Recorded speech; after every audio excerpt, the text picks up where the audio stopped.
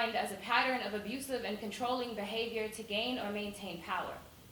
Studies show there is a correlation between this and male student athletes.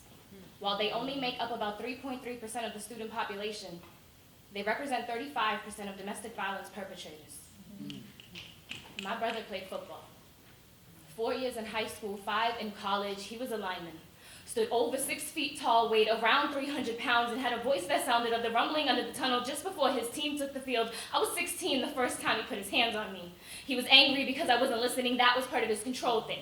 What he said goes, and if I said no, he wasn't having it. This was also the first time he called me a bitch. He fixed his lips without hesitation, placed his hands around my throat, and choked self-respect out of me. He liked to choke. I don't know, maybe another one of his control things. It gave him the ability to limit my speech. He liked me more when I was quiet. He really didn't like it when I'd fight back. One time, I tried to play defense, but he spent way too much time on the O-line. He pushed me back as if he was at practice, and I was acting as his blocking pad. Had my mother not been there to get him off of me, I think he would have just kept squeezing. When I was 18, he got angry because I wasn't listening again. I got bold and told him, my father is in the living room. I don't gotta listen to you. And so he threw me into the stairwell. I fell and began to climb up them, but he was coming for me like the ball had been fumbled, and I recovered it first. This time hurt worse than the others. This time I discovered where he got it from. My father played football too.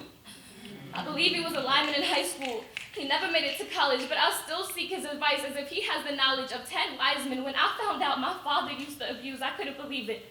My eldest brother witnessed bloodshed from our mother, but things had calmed down after I was born, so all I can remember is alcohol and name-calling. My father said I needed to watch my mouth, that I was out of line, that I should have gotten punched in the face for speaking to my brother that way. He told me to pack my bags, had his arm wrapped around my brother's shoulder as if he was the coach in his proudest moment. My mother begging me not to leave, forgetting I was raised to be stronger than she was. I can't continue to go along with this cycle of domestic violence. These bruises, I can hide them, but these scars are causing far too much damage. I can't manage the abuse like you used to, Ma. And that was the last time my brother put his hands on me. Since then, I've been molested by his ex-teammate, verbally abused and beat up by some girl I used to date. My face was swollen for a whole week. My brother and I don't speak anymore, but I will always be Daddy's little girl. I don't know what that means. Children who witness domestic violence in the home display emotional and behavioral disturbances.